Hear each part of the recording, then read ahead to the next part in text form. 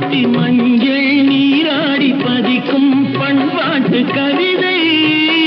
கச்சை மேலாக கனியும் நூலாடை கவிதை கொண்டாடும் ரசிகை